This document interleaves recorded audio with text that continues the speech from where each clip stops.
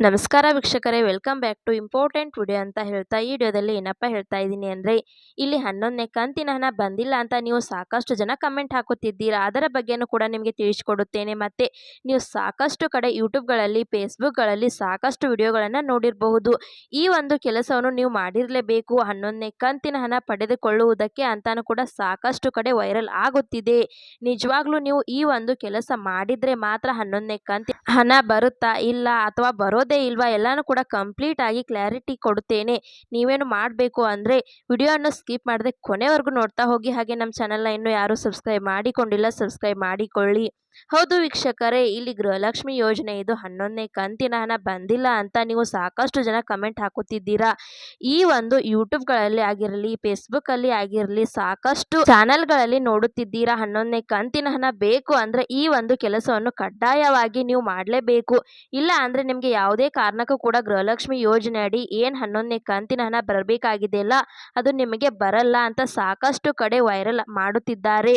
ಹಾಗಾದರೆ ನಿಜವಾಗ್ಲೂ ಕೂಡ ಈ ಒಂದು ಕೆಲಸವನ್ನು ಮಾಡಲೇಬೇಕಾದ್ರೆ ಮೇಜರ್ ಆಗಿ ಒಂದು ಪ್ರಾಬ್ಲಮ್ ಆಗಿರುತ್ತದೆ, ಮತ್ತೊಂದು ಡೌಟ್ ಆಗಿರುತ್ತದೆ. ಏನಂತ ಹೇಳುತ್ತಿದ್ದೀರಾ ಅಂದರೆ, ಕೆಲವದು ಯೂಟ್ಯೂಬ್ಗಳಲ್ಲಿ ಆಗಿರಬಹುದು ಮತ್ತು ಬೇರೆ ಬೇರೆ ಚಾನೆಲ್ಗಳಲ್ಲಿ ಆಗಿರಬಹುದು. ಏನದು ಅಂತ ಹೇಳಿದ್ದಾರೆ ಅಂದರೆ, ಇಲ್ಲಿ ಗೃಹಲಕ್ಷ್ಮಿ ಯೋಜನೆಯದು 11ನೇ ಕಂತಿನ ಹಣ ಬರಬೇಕು ಅಂದರೆ ನೀವು ಗೃಹಲಕ್ಷ್ಮಿ ಯೋಜನೆಯದು ಏನು ಅಪ್ಲಿಕೇಶನ್ಸ್ ಆಗಿದೆಯಲ್ಲ ಅದು 1 ವರ್ಷ ಆಗಿದೆ, ನೀವು ಅಪ್ಲೈ ಮಾಡಿ ಇವಾಗ ರಿನ್ಯೂವಲ್ ಮಾಡಿಸಿಕೊಳ್ಳಬೇಕು, ನೀವು ಅಪ್ಡೇಟ್ ಮಾಡಿಸಿಕೊಳ್ಳಬೇಕು. ಆ ರೀತಿ ಮಾಡಿಸಿದ್ರೆ ಮಾತ್ರ ಇವಾಗ ನಿಮಗೆ ಗೃಹಲಕ್ಷ್ಮಿ ಯೋಜನೆಯಡಿ 11ನೇ ಕಂತಿನ ಹಣ ಬರುತ್ತೆ.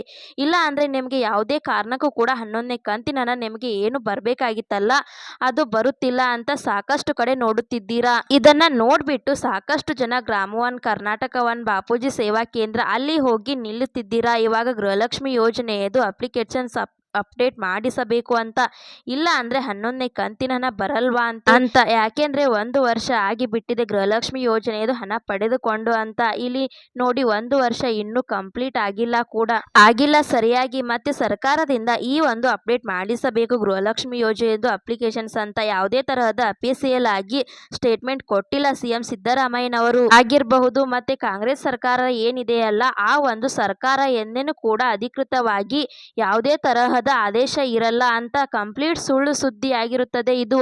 ಯಾರು ಕೂಡ ಕರ್ನಾಟಕ ಒನ್, ಗ್ರಾಮ ಒನ್ ಅಲ್ಲಿಗೆ ಹೋಗಿ ಏನೂ ಕೂಡ ಅಪ್ಡೇಟ್ ಮಾಡಿಸುವ ಅಗತ್ಯವಿಲ್ಲ. ನೀವು ಆರಾಮವಾಗಿ ಇರಬಹುದಾಗಿರುತ್ತದೆ. ಮತ್ತು ಇಲ್ಲಿ ಸಾಕಷ್ಟು ಜನ ನೋಡ್ತಾ ಇದ್ದೀರಿ, ಕಮೆಂಟ್ ಹಾಕುತ್ತಾನೇ ಇರುತ್ತೀರಾ, ನಿಮಗೆ ಗೃಹಲಕ್ಷ್ಮಿ ಯೋಜನೆ ಇದು 11ನೇ ಕಂತಿನ ಹಣ ಬಂದಿಲ್ಲ ಅಂತ. ಇಲ್ಲಿ ಒಂದು ವಿಡಿಯೋ ಕೆಳಗಡೆ ಹಣ ಬಂದಿದೆಯಾ ಬಂದಿಲ್ವಾ ಅನ್ನೋದು ಪ್ರತಿಯೊಬ್ಬರು ಕೂಡ ಕಾಮೆಂಟ್ ಹಾಕಿ. ಆವಾಗ ನಿಮಗೆ ಸ್ವಲ್ಪ ಕ್ಲಾರಿಟಿ ಬರುತ್ತೆ ಎಷ್ಟು ಜನಕ್ಕೆ ಹಣ ಬಂದಿದೆ, ಎಷ್ಟು ಜನಕ್ಕೆ ಹಣ ಬರಬೇಕಾಗಿದೆ ಅನ್ನೋದನ್ನು. ಮತ್ತು ಅದರ ಬಗ್ಗೆ ಏನು ಅಪ್ಡೇಟನ್ನು ಕೊಟ್ಟಿದ್ದಾರೆ ಅಂದರೆ ಗೃಹಲಕ್ಷ್ಮಿ ಯೋಜನೆಯದು 11ನೇ ಕಂತಿನ ಹಣದ ಇನ್ನೂ ಬಿಡುಗಡೆ ಆಗಿದೆ. ಅಂದರೆ ಏನಾಗಿದೆ ಅಂದರೆ ಎಲ್ಲರ ಖಾತೆ ಕೂಡ ನಿಮಗೆ ಗೊತ್ತಿರುವ ಹಾಗೇನೆ ಒಂದು ದಿನ ಹಾಕೋದಕ್ಕೆ ಆಗಿಲ್ಲ 11ನೇ ಕಂತಿನ ಹಣ, ಅದಕ್ಕೆ ಸ್ವಲ್ಪ ಟೈಮ್ ತೆಗೆದುಕೊಳ್ಳುತ್ತಾರೆ. ಇಲ್ಲಿ ಸರ್ಕಾರದವರು ಏನು ಹೇಳಿದ್ದಾರೆ ಅಂದರೆ ಇವಾಗ 11ನೇ ಕಂತಿನ ಹಣದ ಬಗ್ಗೆ ಯಾರು ಕೂಡ ತಲೆ ಕೆಡಿಸ್ಕೊಳ್ಬೇಡಿ, ಇವಾಗ 5ರಿಂದ 10% ಜನರಿಗೆ ಬಂದಿರುತ್ತದೆ. ಎಲ್ಲರ ಖಾತೆ ಕೂಡ ಹಾಕೋದಕ್ಕೆ ಸ್ವಲ್ಪ ಟೈಮ್ ಅನ್ನು ತೆಗೆದುಕೊಳ್ಳುತ್ತೆ. ಅದರಿಂದ ನಿಮಗೆ 10ರಿಂದ 5% ಅಲ್ಲಿ ಎಲ್ಲರ ಖಾತೆ ಕೂಡ ಹಣ ಬಂದು ತಲುಪುತ್ತದೆ. ಸ್ವಲ್ಪ ಡಿಲೇ ಆಗುತ್ತದೆ ಅಂದರೆ ಖಂಡಿತವಾಗ್ಲೂ 11ನೇ ಕಂತಿನ ಬರುತ್ತೆ ಅನ್ನೋದನ್ನ ಒಂದು ಭರವಸೆಯನ್ನು ಕೊಟ್ಟಿದ್ದಾರೆ. ಈ ಒಂದು ವಿಡಿಯೋ ಇಂಪಾರ್ಟೆಂಟ್ ಆಗಿರುವುದರಿಂದ ಗೃಹಲಕ್ಷ್ಮಿ ಯೋಜನೆಗೆ ಯಾರ್ಯಾರು ಅರ್ಜಿ ಸಲ್ಲಿಸಿದ್ದಾರೆ ಎಲ್ಲರಿಗೂ ಕೂಡ ಶೇರ್ ಮಾಡಿ. ಹಾಗೆ ಈ ವಿಡಿಯೋ ನಿಮಗೆ ಇಷ್ಟ ಆಗಿದೆ ಅಂತ ತಿಳ್ಕೊತೇನೆ. ಇಷ್ಟ ಆದರೆ ಲೈಕ್ ಮಾಡಿ, ಶೇರ್ ಮಾಡಿ, ಸಬ್ಸ್ಕ್ರೈಬ್ ಮಾಡಿ ಅಂತ ಹೇಳ್ತಾ ಮತ್ತೆ ಮುಂದಿನ ಮಾಹಿತಿಯೊಂದಿಗೆ ಸಿಗೋಣ. ಅಲ್ಲಿ ತನಕ ಬಾಯ್ ಬಾಯ್, ಟೇಕ್ ಕೇರ್ ಫ್ರೆಂಡ್ಸ್.